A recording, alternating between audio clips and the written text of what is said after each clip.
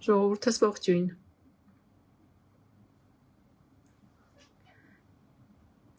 Ինչպես խոստացել էի, ամեն օր, կամ եթե ոչ ամեն օր, ապա շաբաթական մի քանի անգամ մենք ունենանք ուղիղ եթեր։ Մինչև կսկսեն հավաքվել, մինչև կմիանան մեր եթերին, կխնդրեմ ովքեր որ գալիս են, նշեն, որ քաղաքից են, ուղղակի ինձ էլ է հետաքրքիր, թե որտեղից են մեզ հետևում։ Ինչպես նախապես ասել էի, բազմաթիվ հարցեր կան, որոնց որ իսկապես չեմ հասցնում պատասխանել տեսանյութերով եւ ստիպված եմ լինելու այսպես եթերներով պատասխանել։ Կփորձեմ հնարավորինս շատ հարցերով անցնել, որովհետեւ իսկապես շատ հարցեր կան, որոնք միանման են, բավականին մոտ են իրար եւ կարելի է ընդհանրացնել ու բոլոր հարցերին միաժամանակ պատասխանել։ Ողջույն բոլոր միացողներին։ Կխնդրեմ նշեք, գրեք որտեղից եք, Երևանից եք, Երևանից դուրս եք, Հայաստանից դուրս եք, որտեղից եք։ Սկսեմ երևի առաջին հարցից, ուրեմն Կարինե Կակոսյան նշել է, որ Անի ջան ողջույն, ես մեկ անգամ արդեն գրել էի ձեզ խորհրդատվություն էի խնդրել միայնակ հաշմանդամ թոշակառուի համար, ով հնարավորություն չունի անձամբ մոտենալ ձեզ, եւ խնդրեց ինձ գրել իր մտահոգության մասին, հարցը հետեւյալն է, եթե ինքը տունը կտակել է մի քրոջ աղջկա, նրա մահից հետո մյուս քույրը կարող է ժառանգություն պահանջել քրոջ աղջկանից։ Խնդրում եմ հարգելով նրա տարիքը, միայնակությունը պատասխանեք նրա հարցին։ Ուրեմն, տեսեք, այստեղ մի փոքր անորոշություն ունենք, որովհետեւ եթե ես ճիշտ եմ հասկանում հարցը, եթե ճիշտ եմ հասկանում, եթե սեփականատերը ունի երկու քույր, ինչպես հարցում նկարագրած է, եւ սեփականատերը կտակել է երկու անձի, ներողություն, երկու անձից, երկու քրոջից մի քրոջ աղջկան է կտակել, ապա սեփականատիրոջ մահից հետո մյուս քույրը կարող է արդյոք ժառանգություն պահանջել։ Եթե հարցը ճիշտ եմ ընկալում, ապա ոչ, միայն այն դեպքում կարողանա, եթե սեփականատերը չունենա առաջի հերթի ժառանգ,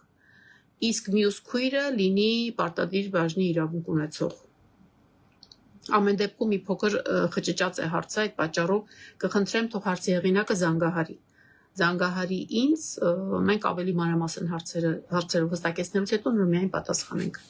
Բոլոր դեպքերում առաջին պատասխանը ոչ է։ Էմա ջան, ուրախ եմ։ Հաջորդ հարցին անցնենք, որտեղ ասում է հարցի հեղինակը. Ինչ խորհուրդ կտաք ժառանգ չունեցող միայնակ անձի գույքի հետագա տնօրինման վերաբերյալ։ Այս հարցը մի փոքր, ես միշտ ասում եմ, դուք պետք է որոշեք, ժողովուրդ ջան։ Անձը իրավունք ունի իր գույքը կտակել կամ նվիրել, դա իր միանձնյա իր տնօրինչական իրավունքն է։ Ես չեմ կարող ուղղորդել, ասեմ կամ կտակեք կամ նվեր տվեք։ Ամեն դեպքում դա անձի իրավունքն է, ես միայն պետք է բացատրեմ ձեզ հետևանքները։ Նվիրատվության դեպքում անձի սեփականության իրավունքը դադարում է նվիրատվության գործարքը հաստատվելուց եւ նվիրառուի սեփականության իրավունքը գրանցվելուց հետո։ Իսկ կտակի դեպքում անձը իր ողջության օրոք մնում է սեփականատեր այնքան ժամանակ, քանի դեռ ողջ է։ Իսկ միայն մահից հետո կտակը ձևակերպվում է եւ ստացվում է այն անձի սեփականությունը, ում որ կտակել է։ Հետևաբար նախապես ուղղորդել անձին մի փոքր սխալ է, ես այդ իրավունքին չեմ վերապահել ու երբեք չեմ ուղղորդում։ Պարզապես բացատրում եմ երկու հնարավորություններն էլ, թե նվիրատվության դեպքում եւ թե կտակի դեպքում ինչ իրավական հետևանքներ են սպասվում անձին։ Սա այս հարցի մասով, ամեն դեպքում ես նաև համոռացա նշեի, որ հետադարձ հիպոթեկի մասին շուտով մանրամասն կներկայացնեմ, մի փոքր հետաքրքիր կարգավորում է, բայց մի փոքր ռիսկային մասեր ունի այդ կարգավորումը, կնշեմ մանրամասն, բայց հետագա եթերներում կասեմ դրա մասին։ Հաջորդ հարցը իրավունք ունեմ արդյոք նվիրատվությունը կատարել 3 աղջիկներից միաժամանակ։ Այո, ինչ խոչընդոտ։ Դուք իրավունք ունեք ձեր 3 աղջիկներին միաժամանակ նվիրել, նվիրատվության պայմանագրում դուք նշում եք, շեշտում եք, թե ինչ բաժիններով, եթե հավասար բաժիններով եք ցանկանում նվիրել, ապա ոչ մի խնդիր, ձեր 3 աղջիկները կդառնան համասեփականատեր, բաժնային սեփականատերեր արդեն հավասար բաժիններով, այնպես որ ոչ մի խոչընդոտ չունեք գույքը մեկից ավել անձի նվիրելու։ Հաջորդ հարցի հեղինակը հետևյալ հարցն է տվել. 6 ամսվա մեջ ժառանգորդը ոչինչ չի կատարել, բացակայում է Հայաստանի Հանրապետությունից, նոր է վերադարձել, ինչ անել։ Տեսեք, այստեղ ես մի քանի հարցեր ունեմ։ Եթե նշում եք, որ ոչինչ չի արել, այսինքն ես հասկանում եմ, որ ոչ ժառանգություն ընդունելու վերաբերյալ դիմում է ներկայացրել, ոչ փաստացի տիրապետմամբ ընդունել է, ոչ ժառանգության մի մաս է ընդունել, ապա ցավոք այդ մարդը իր ժառանգության իրավունքը կորցրել է, այսինքն բաց է թողել իր ժառանգություն ընդունելու ժամկետը, հետևաբար նշված պայմաններով թե ինչ անել, ես չեմ կարող ասել ինչ անել, եթե մարդը բաց է թողել իր ժառանգության ընդունման ժամկետը։ Ընդհանրապես ես մշտապես ասում եմ այդ մասին, որ պետք է ժառանգություն ընդունել դիմում ներկայացնելու միջոցով ժառանգատուի մահից հետո 6 ամսյա ժամկետում, իսկ եթե դիմում չի ներկայացրել, ապա գոնե փաստացի տիրապետող, եթե փաստացի տիրապետող ժառանգի, ապա այդ դրա վերաբերյալ փաստարկներ ներկայացնել նոտարին եւ խնդրել, որպեսզի նոտարը փաստ հաստատի ժառանգությունը փաստացի տիրապետման հիմքով ընդունելու վերաբերյալ։ Եթե ժառանգների մեջ վեճ կա եւ նոտարը չի հաստատում, ապա դատական կարգով ժառանգությունն ընդունվում է, սակայն անհրաժեշտ է ունենալ այդ ապացույցները, այդ փաստերը, որ անձը ժառանգություն ընդունել է փաստացի տիրապետման եղանակով, այսինքն այդ գույքում ապրել է կամ հոգ է տարել այդ գույքի վերաբերյալ կամ վճարումներ է կատարել կամ ժառանգատուի պարտքեր է վճարել կամ ժառանգատուի պարտքեր է ստացել կամ ժառանգության մի մաս է ընդունել որպես ժառանգություն, օրինակ լինում են իրավիճակներ, երբ ժառանգատուն մահանում է, մահից հետո անձը չի ապրում այդ բնակարանում, ժառանգատուին սեփականության իրավունքով պատկանող բնակարանում, սակայն օրինակ ինչ-որ մի բան վերցնում է, ժառանգատուին պատկանող գույքի մի մաս վերցնում է, օրինակ գրադարանն է նրա վերցնում, օրինակ անկողին է վերցնում, օրինակ ոսկյա զարդեր է վերցնում ժառանգատուին պատկանող գույքը եւ որը վերցնում է ժառանգը որպես ժառանգություն, այսինքն իր 6 ամսյա ժամկետում այդ ակտիվ գործողություններն է կատարում ժառանգություն ընդունելուն ուղղված։ Կամ օրինակ նույն 6 ամսյա ժամկետում ժառանգատուի պարտքն է վճարում, ենթադրենք ժառանգատուն վարկային պարտավորություն ունի, որը ժառանգը վճարել է, ենթադրենք ժառանգատուն հեռախոսի վճար ունի, որը կատարել է, կարճ ասած նրա պարտքը եթե վճարել է կամ ստացել է, օրինակ հնարավոր է, որ ժառանգատուն որևէ մեկին պարտքով գումար է վճարել, սակայն մահացել է եւ պարտքը չի հասցրել ստանալ։ Եթե ժառանգը դիմում է եւ պարտքը ստանում է ժառանգատուի անունից, որպես նրա ժառանգ, եւ 6 ամսությունը եւս համարվում է ժառանգության ընդունում։ Այսինքն եթե այդ գործողությունները կատարել է անձը, հետեւաբար նա ժառանգությունը ընդունել է փաստացի տիրապետման եղանակով։ Իսկ եթե ոչ դիմում է ներկայացրել եւ ոչ էլ փաստացի տիրապետել է, ապա անձը ցավոք բաց է թողել իր ժառանգության ընդունման ժամկետը։ Հաջորդ հարցը, այսպիսի հարց է տվել հեղինակը, Սիրելի Թորոսյան, ասեք խնդրում, եթե տունը ինձ է նվիրված, ունեմ մեկ աղջիկ, ինձնից հետո ավտոմատ նրան կանցնի, հարց է տալիս, թե արդյոք ինձնից հետո ավտոմատ կանցնի։ Ավտոմատ չի անցնի, որովհետև անցնելու համար պետք է ժառանգություն ընդունի աղջիկը։ Այն, որ դուք մեկ աղջիկ ունեք, հարցի հեղինակը նշում է մեկ աղջիկ ունի, դա լավ է, բայց նույնիսկ այդ մեկ աղջիկը պետք է դիմում ներկայացնի, կամ նոտարական գրասենյակում դիմում ներկայացնի, կամ եթե շարունակի այդ տանը ապրել, ապա ոչ մի խնդիր չի ունենա իրականում, որովհետև կհամարվի փաստացի տիրապետող ժառանգ։ Սակայն եթե չապրի այդ բնակարանում, այսինքն փաստացի տիրապետմամբ չընդունի այդ գույքը եւ դիմում էլ չներկայացնի, ապա խնդիր կարող է ծագել, այո, նույնիսկ միակ աղջկա դեպքում։ Հաջորդ հարցը դուք չեք գրում որտեղից եք, մի հոգի գրեց միայն, եթե ճիշտ եմ հիշում, միայն Էման գրեց, որ Երևանից է։ Հեռախոսահամարը գրել եմ, հարգելի Ռոմեն, հեռախոսահամարը անմիջապես եթերում եմ գրել։ Այո, ոչ մեկը դեռ չեք գրել որտեղից եք։ Հեռախոսահամարը նշված է եթերի նկարագրության մեջ։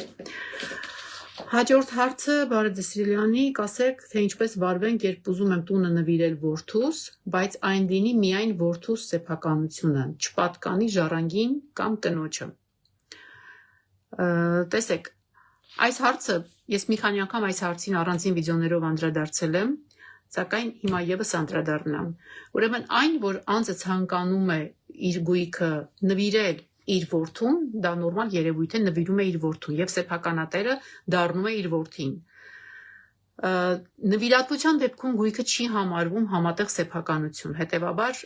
որդու կինը չի կարող համատեղ սեփականատեր համարվել, բայց այստեղ մի բայց կա։ Եթե վատ բան եմ ասում, Աստված մի արարցե, եթե որդին մահանա, ապա որդու մահից հետո այդ գույքը կդառնա ժառանգական զանգված։ Այսինքն այդ որդու, ինչպես նշում է կինը կամ նրա ժառանգը, կդառնան նրա ժառանգները։ Այլ հարց է, որ նվիրատուն, նվեր տվող կողմը իրավունք ունի նման կետ սահմանել,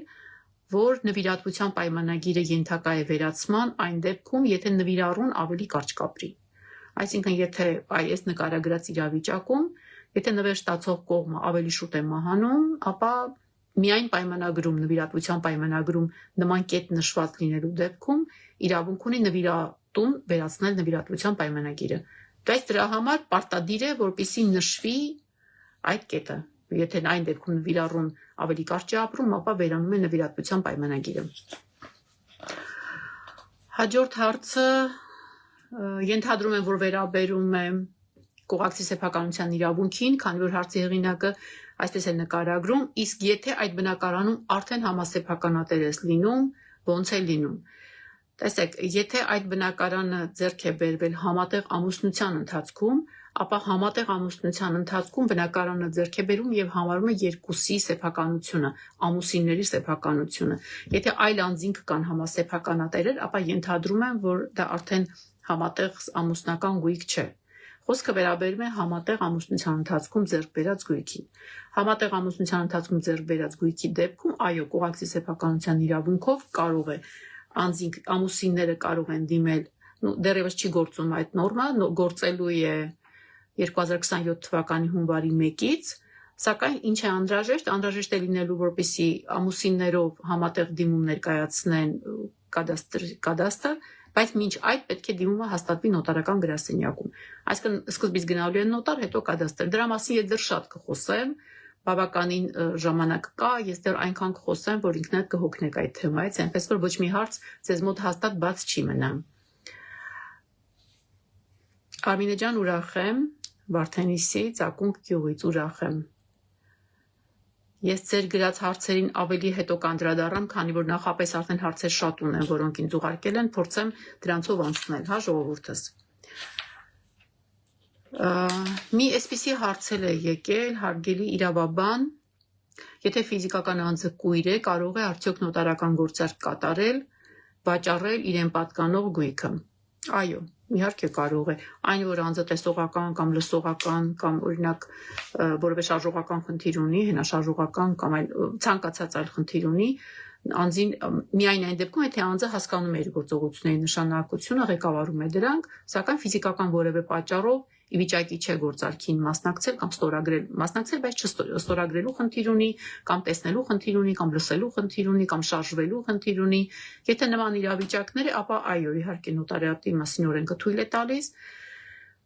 Նման դեպքում, եթե անձը տեսողական խնդիր ունի, ապա նոտարը բարձրաձայն ընթերցում է, վկաների ընդ որում երկու վկաների ներկայությամբ է գործարքը հաստատվում, նոտարը գործարքը բարձրաձայն ընթերցում է, մասնակիցով տեսողական խնդիր ունի, հաստատում է, որ այո, լսել է, վկաները ստորագրում է եւ գործարքը հաստատվում է։ Որևէ խնդիր այստեղ չի կարող լինել միայն այն պատճառով, որ անձը տեսողական խնդիր ունի։ Սա այդ մասով էլի կողակցի սեփականության իրավունքով է հարցը, բարև ձեզ, համատեղ կյանքում ձեռք բերված բնակարանի նվիրատվությունը նույնպես բաժնետեր է կողակիցը։ Չէ, ժողովուրդս, եթե նվիրատվության հիմքով է ձեռք բերում, նվիրատվության հիմքով ձեռք բերման դեպքում անձի կոնկրետ ամուսնու սեփականությունն է, այն չի կարող համարվել համատեղ ամուսնական գույք, որովհետև ինչպես գիտենք, ժառանգություն եւ նվեր ստացած գույքը դա տվյալ ամուսնու սեփականությունն է։ Այս դեպքում կողակցի սեփականության իրավունքը չի գործում։ Եվս մի հարց են ուղղել, էլի ուղղված կողակցի սեփականության իրավունքին, այսինքն ոչ թե հարց, այլ կարծիք է եղել, անկեղծ ասած այս օրենքի դրականը չհասկացա, այսինքն մենք երկուսով ստեղծենք, հետո մեկի մահից հետո իմ երեխեքին չհասնի, բայց օտար մարդը կարողանա տնօրինել, չհաշված եթե զավակներ ունենա, ժողովուրդ ջան, դուք սխալ եք հասկացել։ Իրականում այդպես չի։ Տեսեք, ամուսինները, եթե նույնիսկ հիմա մտահոգություն կա, որ կարող է ամուսինը բաժանվի, երկրորդ անգամ ամուսնանա, Այդ գույքը եթե համատեղ ամուսնության ընթացքում ձեռք է բերվում, ապա կոնկրետ այդ ամուսնու հետ է համարվում, այդ ամուսնու դեպքում է համարվում ամուսնու բացառիկ սեփականությունը որպես կողակից։ Այսինքն չի կարող, գուցե մարդ իսկապես մի քանի անգամ է ամուսնություն ունենում, չի կարող մի քանի ամուսինների հետ դառնալ համատեղ սեփականություն։ Կոնկրետ այդ ամուսնու հետ ձեռք բերած գույքը կոնկրետ այդ ամուսնու համար է համատեղ սեփականություն եւ կոնկրետ այդ ամուսնու բացառիկ սեփականությունն է գրանցվում։ Ես հասկանում եմ, որ հարցերից շատը վերաբերում են հենց այն դեպքին, եթե բաբորանձը մի քանի ամուսնություն ունենա կամ դրանից հետո այլ ամուսին գա, ապա այդ դեպքում ստացվում է, որ ամուսնուց ամուսին է անցնելու, ոչ, դա այդպես չի։ Դա այդպես չի, այդ մասով ապահով եղեք։ Այստեղ հարց են տվել, թե ինչ թղթեր են հարկավոր, հավանաբար ինչ փաստաթղթեր են հարկավոր նվիրատվության համար։ Նվիրատվության համար, որպեսզի նվիրատվության գործարք կնքեք, եթե անշարժ գույքի մասին է խոսքը, ապա նոտարական կարգով է բնականաբար գործարքը կնքվելու, անհրաժեշտ է լինելու սեփականության վկայական, որպեսզի ունենան կողմերը իրենց հետ, միասնական տեղեկանք, այսինքն դա տեղեկանք է այն մասին, որ գույքը կալանքի արգելանքի տակ չէ եւ ազատ է։ Նվիրատուի, նվիրառուի անձահաստատող փաստաթղթերը, այսինքն նվեր տվող եւ նվեր ստացող կողմերի անձահաստատող փաստաթղթերը, եթե գործարքը իրականացվելու է լիազորված անձի միջոցով, ապա որ կողմը որ լիազորված անձով պետք է մասնակցի, ապա լիազորված անձի լիազորագիր համապատասխան, ընդ որում լիազորագրում պարտադիր լիազորության մեջ պետք է նշվի նվիրատվության գործարքի ստորագրման լիազորություն, ինչպես նաև լիազորված անձի անձահաստատող փաստաթուղթ։ Բացի այդ, տեղեկանք գույքահարկի զրոյական լինելու մասին, այսինքն գույքահարկը վճարելու վերաբերյալ տեղեկանք, սեփականության հիմք փաստաթուղթն է նաև նոտարը պահանջում, այսինքն երբ որ սեփականության վկայականում նշվում է կոնկրետ անձի սեփականություն, նաև սեփականության վկայականում հիմք է նշված լինում, թե առուվաճառքով է ձեռք բերվել, թե նվիրատվության հիմքով է ձեռք բերվել, փոխանակման հիմքով է ձեռք բերել, այդ հիմք պայմանագիրը կամ հիմք փաստաթուղթը նոտարները պահանջում են, որպեսզի տեսնեն, թե արդյոք այդ բնակարանը մեկ անձի սեփականություն է։ Օրինակ հնարավոր է, որ այդ բնակարանը սեփականաշնորհմամբ է անցել եւ այնտեղ ընտանիքի անդամները եւս համասեփականատերեր են։ Հետեւաբար պետք է նոտարը համոզվի, որ սեփականատերը այդ մեկ անձն է, թե օրինակ ընտանիքի անդամները եւս սեփականատեր են։ Ինչպես նշեցի, լիազորագիր, եթե համատեղ սեփականատերեր կան, ապա համատեղ սեփականատերերի համաձայնություններ են նաեւ։ Դուք էլի չնշեցիք որտեղից եք։ Ես այնպես է, որ դեռ նայում եմ։ Երևանից Անահիտ, ուրախ եմ Անահիտ ջան։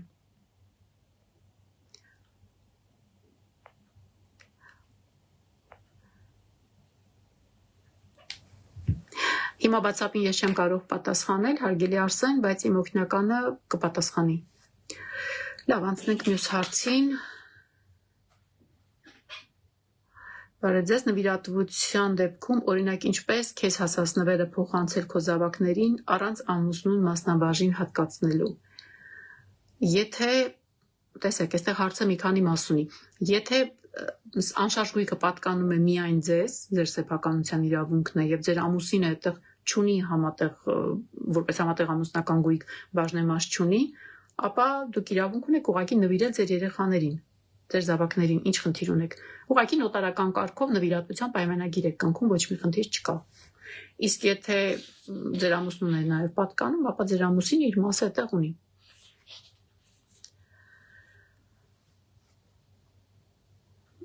Էլի հարց, ամուսնության ժամանակ ամուսիններից մեկը նվիրատվություն է ստացել, մահից հետո ավտոմատ անցնում է մյուսին։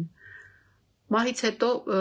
ժողովուրդ ջան, ավտոմատ չի անցնում, միայն ավտոմատ կարող է անցնել այն պարագայում, եթե համատեղ ամուսնական գույք է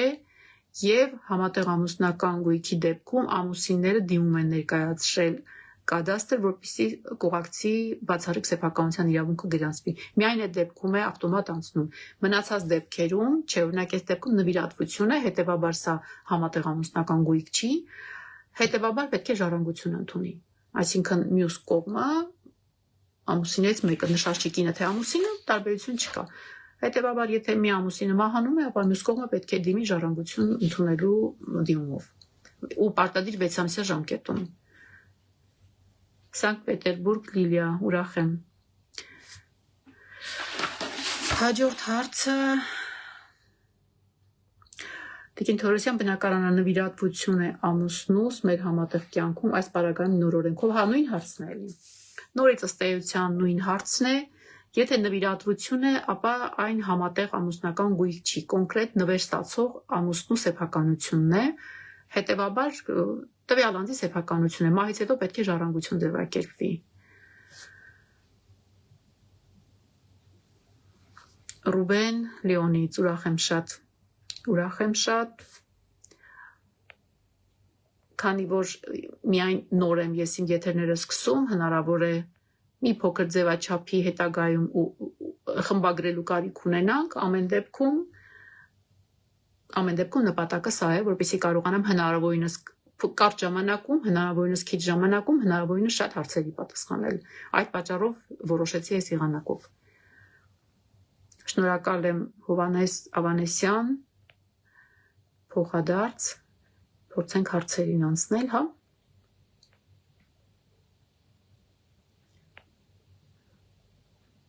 Ռուսաստանում ծառայություն ընդունելը ազդում է Հայաստանի գույքի վրա։ Ինչ ծառայություն ընդունելը։ Արմեն Ժանի ձեր հարցը։ Այստեղ նշում եք Ռուսաստանում ծառայություն ընդունելը ազդում է Հայաստանի գույքի վրա։ Ինչ նկատի ունեք, չեմ հասկանում։ Ավելի բացած ձեր հարցը գրեք, որպեսզի հասկանալի լինի, հա։ Հեռախոսահամարը նշեցի, որ նշված է։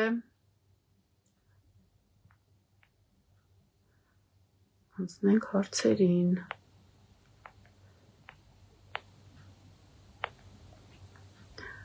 Հարկադիր ունեմ, ծնողներիս տանն եմ գրանցված, հայրս մահացել է, ժառանգություն չենք ընդունել, կարող են տունը վերցնեն։ Տեսեք, եթե ժառանգություն չեք ընդունել, իսկ ժառանգություն առհասարակ ընդունվել է, ինչ որ մեկը ընդունել է ժառանգություն, թե ոչ։ Դուք նշել եք, որ դուք չեք ընդունել։ Իսկ այլ առհասարակ ժառանգություն ընդունող կա, թե ոչ, որովհետև այսպես հարկադիրը չի կարող որևէ գործողություն կատարի, եթե չկա գրանցված իրավունք։ Բայց հիմա արդեն նոր օրենքով, նաև բոլոր այն գործերով, որոնցով որ ժառանգություն ընդունելու վերաբերյալ դիմումներ է ներկայացվում, հետագայում հարկադիր կատարման ծառայությունից կոնկրետ ծառայողը իրավունք ունի ստանալ տեղեկություն, թե արդյոք ժառանգություն ընդունելու դիմումներ ներկայացվել է, թե ոչ։ Անցնենք հարցերին։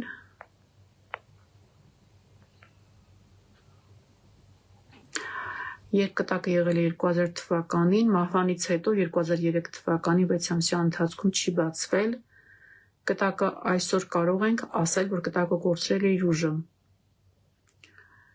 Կտակը եղել 2000-ին, մահվանից հետո, այսինքն մահը 2003 թվականին է եղել, կտակը չի բացվել, եթե ես ճիշտ եմ հասկանում, դուք պետք է 6 ամսյա ժամկետում իհարկե պետք է դիմել ժառանգություն ընդունելու համար, սակայն մի տարբերություն կա այստեղ, եթե կտակված է առաջի հերթի ժառանգին եւ եթե առաջի հերթի ժառանգը փաստացի տիրապետմամբ ընդունել է, ապա այս ժամկետի բաց թողումը կարելի է եւ չվախենալ է ժամկետի բաց թողումից, եթե կտակված է առաջի հերթի ժառանգին։ Իսկ եթե ոչ, ապա ժամկետի բաց թողում կա։ Հարգելի Թորոսյան, գնորդ ունենք իրանցի, գալիս են բնակարան վաճառել, որը գնել են հոր կենդանության ժամանակ, բայց հիմա մահացել է, իրենք չեն իմացել, պիտի ներկայանան ժառանգություն բացելու, հիմա եթե գան կարող են գործարք անեն, իրենք մտածել են միայն մամայի անունով է, ոչ մի բան Հայաստանում չեն արել։ Հարգելի Էմա, այսինքն ես ճիշտ հասկացա, որ բնակարանը հայրիկի անունով է եղել,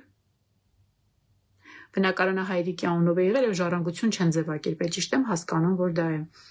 Եթե այդպես է, պետք է որևէ կերպ ժառանգություն բացվի։ Պետք է նաեւ համադրել այնտեղ Իրանում իրենք ժառանգություն չեն բացել հորից, որովհետեւ տեսեք, այսպիսի մի նորմ ունենք, ժառանգության մի մասի ընդունումը համարվում է ամբողջ մասի ընդունում։ Այսինքն, եթե անձը որևէ մի տեղ ընդունել է ժառանգության մի մասը, ապա կարող է նաև Հայաստանում ժառանգություն ձևակերպել հենց այդ հիմքով, որ ժառանգության մի մասի ընդունող ժառանգ է։ Եթե այդպիսի հիմք կա, կարելի այո։ Այ հարգելի Անահիտ Բալասանյան, ձեր հարցը այնքան մեծ է, փորձեմ կարդալ։ Երևանից իմ հարց վերաբերում է մետաղական ավտոտնակներին, որոնք սովետական տարիներին թույլ էին տալիս տեղադրել հայրենական պատերազմի հաշմանդամներին, ում անվճար տրամադրում էին, հաշմանդամները տեղադրում էին իրենց միջոցներով, սակայն դրանք թույլ չեն տվել սեփականին։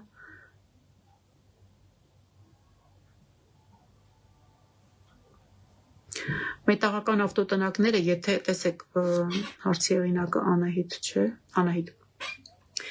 ջան, տեսեք, եթե մետաղական ավտոտնակները դրանք որպես անշարժ գույք, որպեսզի հաշվառվի, համարվի անշարժ գույք, պետք է որ իրենք ինչ որ ձևով բետոնային հիմքով, ինչ որ ձևով ամրացված լինեն գետնին։ Եթե շարժական են, դրանք չեն կարող ինքնական կառույց համարվել։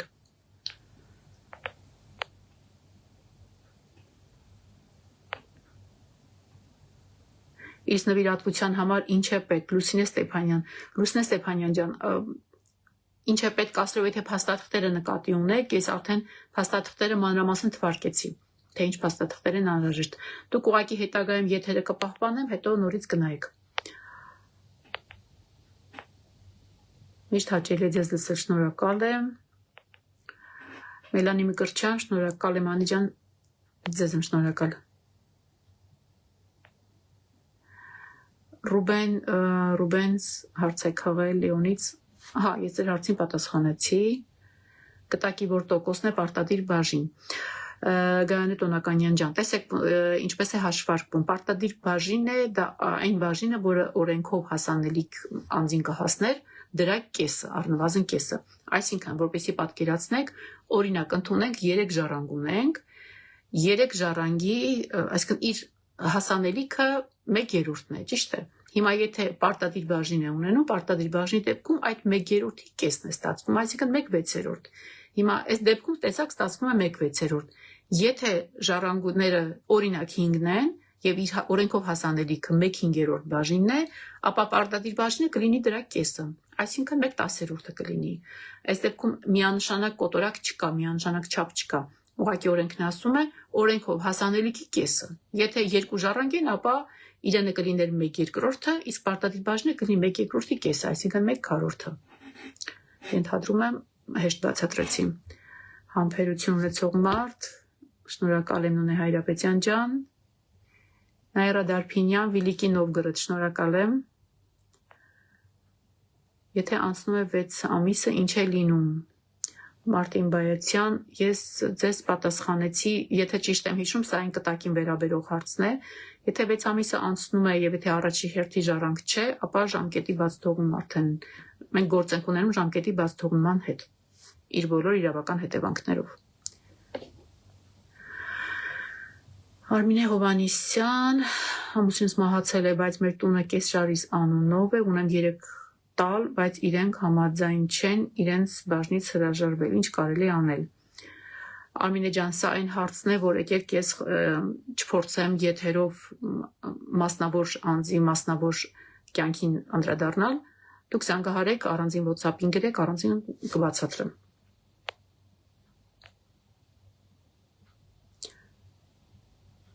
Տիկին Թորոսյան, ձեր անձնական WhatsApp-ին են գրել, գործնականին չէ։ Դե հիմա եթե նույնիսկ անձնական WhatsApp-ին են գրել, ես հեռախոսով եմ եթերում, ժողովուրդ ջան, չեմ կարող WhatsApp մտնել, չեմ կարող այնտեղ տեսնել։ Էմա Արաքելյան ջան, շնորհակալ եմ, հուսով եմ, որ օգտակար է, այո։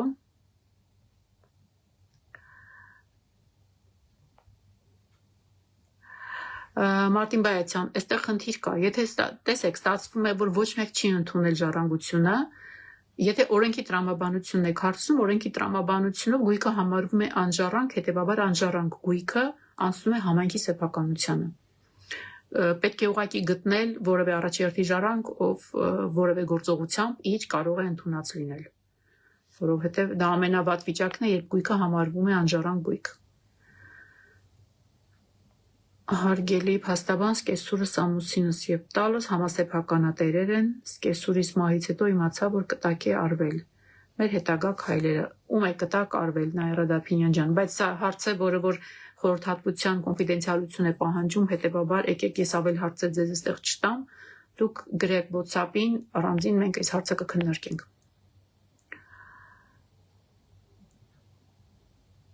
Այո, Իրանում բացել են Էմա Արաքելյան, Իրանում, եթե հոր անունով ժառանգություն բացել են, ձևակերպել են, այսինքն ժառանգության մի մասի ընդունած ժառանգ է, ապա ես չեմ կարծում Հայաստանում խնդիր լինի։ Բայց պետք է գոնե ունենալ ժառանգության մասի ընդունում։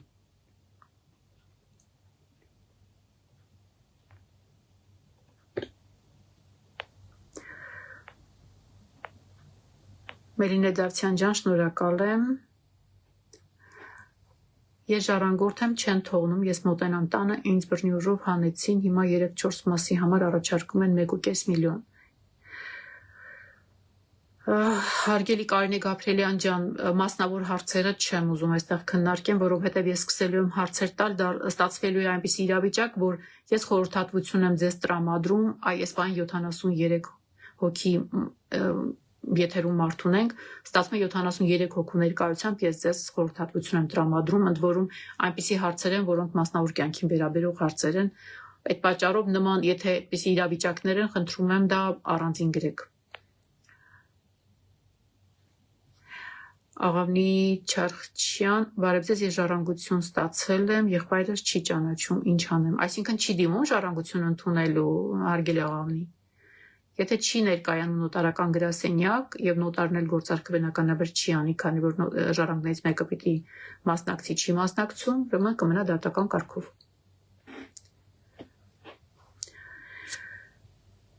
Բարև ձեզ, եթե անշարժ գույքի նկատմամբ համասեփականատեր հանդիսացող անձը հրաժարվել է Հայաստանի Հանրապետությունից լքել երկիրը, այդ դեպքում նա իրավունք ունի այդ գույքի հանդեպ։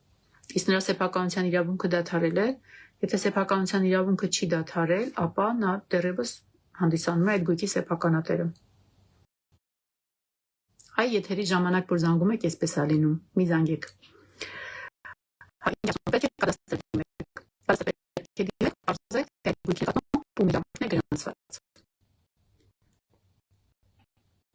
Ողջույններս։ Այն որ ռոբոտը խոսում է մեսենջերում, այո, Հովհաննես Անիսյան, այո, իմ մեսենջերում հիմա պատասխանում է արհեստական բանականության իմ օգնականը, AI օգնականն է պատասխանում, ցավոք եմ ասում, որովհետև ես ուղղակի ֆիզիկապես չէի հասցնում 38,000 հետևորդից բավականին ակտիվ եք, ընդ որում նշեմ, ու ի ուրախություն եմ դա նշում, բավականին ակտիվ եք եւ շատ են գրում, ես ֆիզիկապես չեմ հասցնում։ Այդ պատճառով իմ AI օգնականը բավականին խելացի է։ Միայն ինչպես ասում եմ, մի քիչ չաչանակ է, մի քիչ շատ է ձեզ հարցեր տալիս, դե հիմա դա է։ Բայց իմ գործը բավականին հեշտացնում է։ Այնպես որ դա նկատի ունեցեք, երբեմն նայում եմ, նույնիսկ մի հատ լայք, մի ինչ-որ մի սմայլիկ դնում եք, ինքը անընդհատ շարունակում է, դե էդ է հիմա։ Լավ կողմել ունի, վատ կողմել ունի։ Մարտին Բայացյան, գրանցում ունենք սեփականության վկայականի մեջ, ես աղբերս ու մամաս, պապաս մահացել է 2000, ոչինչ չենք արել։ Մարտին Բայացյան, ես ձեզ առաջարկում եմ ուղղակի այս հարցը, քանի որ արդեն ձեր հարցին շատ եմ անդրադառնում, եկեք եթերից հետո WhatsApp-ին գրեք, նշած համարի WhatsApp-ին գրեք, ձեր իրավիճակը նկարագրեք, մենք առանձին խոսենք այս մասին, լավ։ Խնդրեմ Աղավնի Չարխչյան ջան։ Բարև ձեզ, Կարեն Խաչատրյան։ Մի հարց միակողմանի ձեռք բերած բնակարանը ժառանգություն հասնում է կնոջեմ, բայց հայրություն ճանաչել եմ երեխուն կնոջով։ Տեսեք, հարգելի Կարեն Խաչատրյան, եթե միակողմանի ձեռք բերած ինչ նկատի ունեք, եթե ամուսնության ընթացքում ձեռք բերած է, բայց ամուսնություն չկա, ոնց հասկացա, հայրություն եք ճանաչել։ Չէ, եթե ամուսնություն չկա, ապա կոնկրետ ձեռք բերողի սեփականությունն է։ Իսկ հայրություն երեխային կնոջ բաժնեմաս հասնում է, թե ոչ։ Տեսեք, եթե երեխային հայրություն եք ճանաչել, ապա ժառանգության իրավունք կարող է երեխան ունենալ, բայց ցավով եմ ասում, ձեր մահից հետո։ Իսկ կնոջը ոչ։ Կինը չի կարող ունենալ։ Միայն ամուսնությունից հետո։ Գրանցված ամուսնությունից հետո, խնդրեմ Մարտին Բայացյան, նաև հիմա բավականին հաճախ մարդիկ կնքում են ամուսնական պայմանագրեր, ամուսնական պայմանագրով է որոշվում, թե օրինակ ամուսնության ընթացքում ձեռք բերած գույքը որ ամուսնու սեփականությունն է։ Ճիշտ է, օրենքով ասում է, եթե չկա ամուսնական պայմանագիր, ապա համարվում է ամուսինների համատեղ սեփականությունը։ Իսկ եթե ամուսնական պայմանագրով այլ ձևակերպում եք տալիս եւ այլ կարգավորումներ եք տալիս, ապա կարգավորվում է այնպես, ինչպես դուք նշում եք ամուսնական պայմանագրում։ Խնդրեմ Կարեն Խաչատրյան, համար կասեք, Մարտին Բայացյան, համարը նշած է։ Այս եթերի նկարագրության մեջ համարը նշած է, բայց խնդիր չէ, կարող եմ ասել 077 96 86 96։ Այդ հեռախոսահամարի WhatsApp-ին է գրում։ Այսպես, քանի որ այլ հարցեր չմնացին ու քանի որ ես ձեզ խոստացել եմ հաճախակի մտնել, այնպես որ կաշխատեմ բոլոր հարցերին, հնարավորինս բոլոր հարցերին անդրադառնալ։ Եթե ուրիշ հարցեր չմնաց, հաջողություն ասեմ ու գնամ։ Հարցեր չկա, հաջողություն ձեզ, մինչ վաղը, չէ, վաղը կիրակի է, վաղը չէ, երկուշաբթի կամ երեքշաբթի, լավ եղեք։